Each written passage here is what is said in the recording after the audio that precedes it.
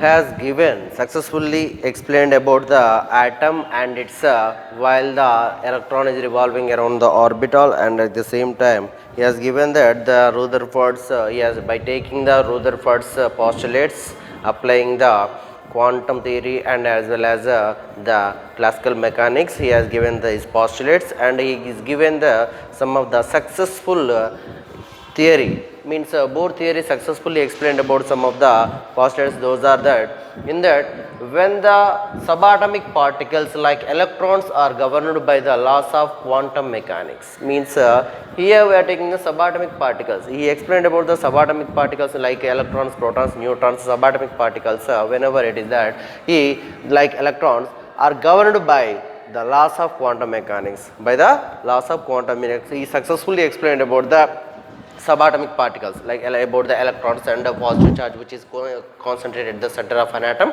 and the radius as well as so, and thus also the stability of an atom. The second one is the stability of an atom. The stability of an atom means while Rutherford has given that when the electron is revolving around the nucleus, it radiates some energy and finally it comes to nuclei and destroy.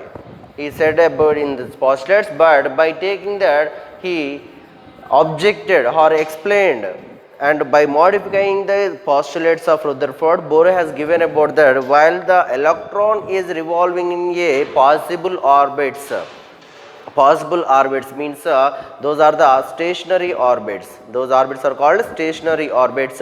It does not radiate any energy, so that's why the atom stability will be remain same while the electron is revolving in the stationary orbit. He given an idea about the stability of an atom also. But whenever the electron jumps from the higher energy orbital to the lower energy orbital, it emits some radiation. It emits some radiation which is equal to the difference between the two energy states of our orbitals. So that he has given a special idea about the stability of an atom by giving his postulates. And also the next one is the spectral lines of hydrogen spectrum. He has given that the Lyman, Balmer, Paschen, Brackett and Fund-Humphrey series. By he already predicted some of the series about that. He has given the spectral lines of an hydrogen spectrum. He successfully explained about the spectral lines of an hydrogen spectrum. In that case of also he is given the radius of an orbit and velocity of an electron, and as well as frequency of an electron, and also the energy levels difference between which is equal to the frequency of photon. That is also given by the mathematical calculations are successfully explained by the Bohr, and he explained about the electron systems. One electron systems means according to hydrogenic systems we can say that whenever the electron is revolving in a stationary orbit, it according to its second postulate is already de Broglie according to the de Broglie hypothesis also, it is having the particle wave, that is a stationary wave it forms whenever it is orbit revolving an electron. He has given that the one electron system he has successfully, Bohr theory has successfully explained. These are the most of the mainly things of Bohr's theory explanations. The first one is he explained about the subatomic particles like electrons are governed by the laws of quantum mechanics, and second one is the stability of an atom by modifying the Rutherford's postulates. Whenever electron jumps from the electron radiates some energy, he is modified that postulate, and he is given whenever the electron is revolving in a stationary orbit, it does not radiate any energy. Whenever it jumps from the high energy state to the low energy state of our orbital, then it radiates some energy which is equal to the energy difference between the both energy state levels of an orbitals. And he has given the special idea about the spectral series according to the spectral series of an hydrogen spectrum, that is the Lyman, Balmer, Paschen, Brackett, Fund-Humphrey series, and as well as he has given the mathematical calculations successfully explained about the radius of an orbit and velocity of an electron and frequency and energy levels also he has clearly explained about the Bohr theory has successfully clearly explained about that. And also he explained about the one electron system, that is a hydrogenic, it is also called as hydrogenic system also he explained about. These are the successfully explained theories by the Niels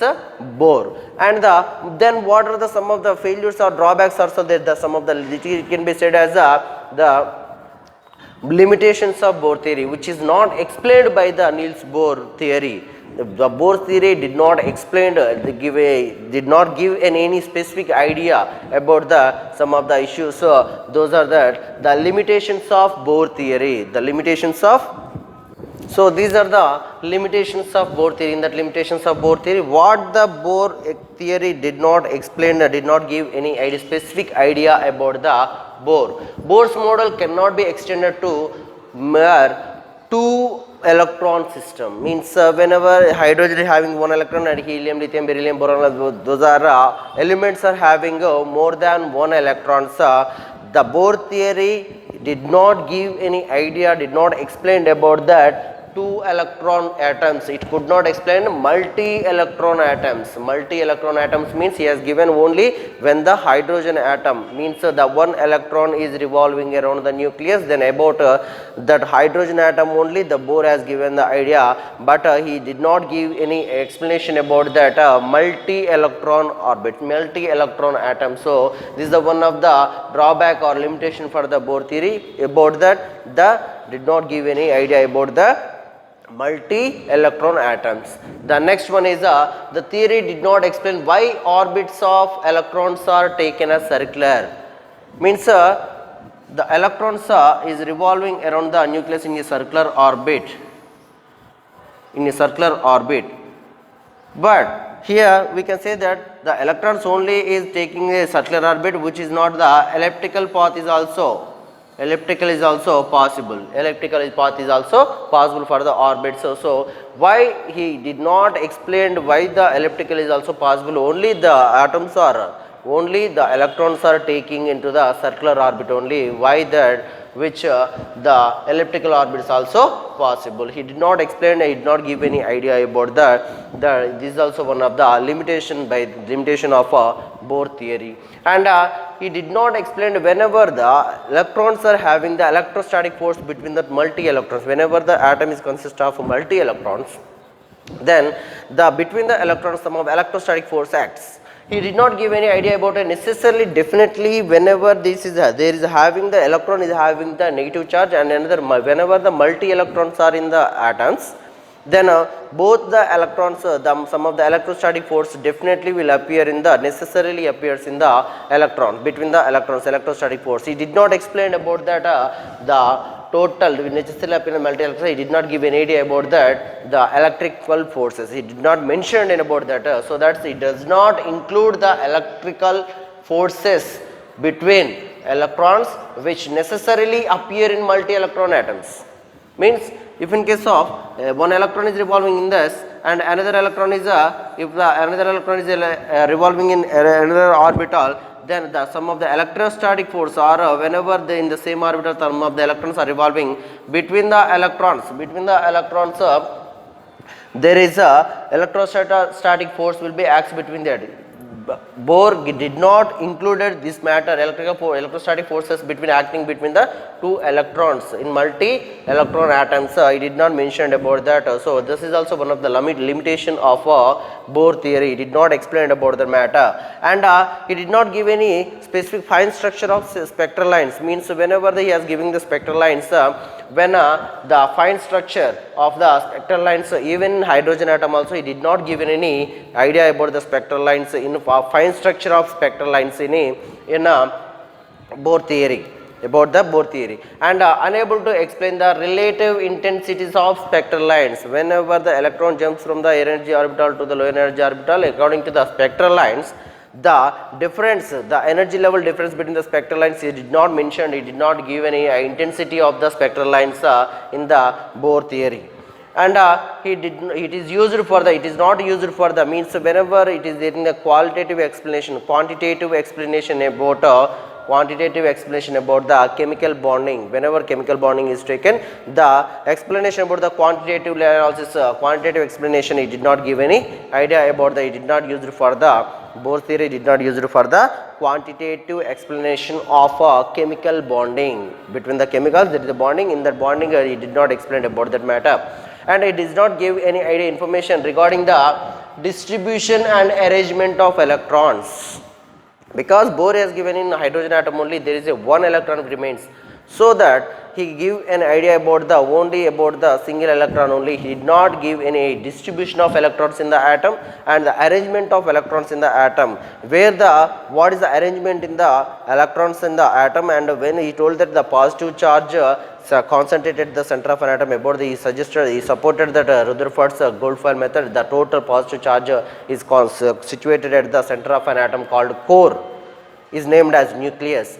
So that he did not give any, Bohr theory did not give any idea about the distribution and arrangement of electrons in the atom. So when the electric or magnetic fields are applied, this theory fails to results to give the, whenever the electric or magnetic fields are applied in the atom, it is found that when the electric or magnetic fields are applied in the atom, then some of the spectral lines are split into the several lines. The spectral lines are divided into the separated into the several lines.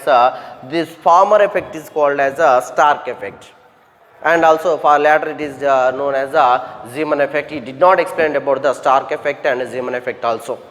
Means when the electric or magnetic field applied to the atom, the spectral lines is divided into the some of the several lines. That effect is called Stark effect and later is called Zeeman effect. He did not explain about whenever the magnetic or electric field applied to an atom. These are the main drawbacks or limitations of Bohr theory of an atom.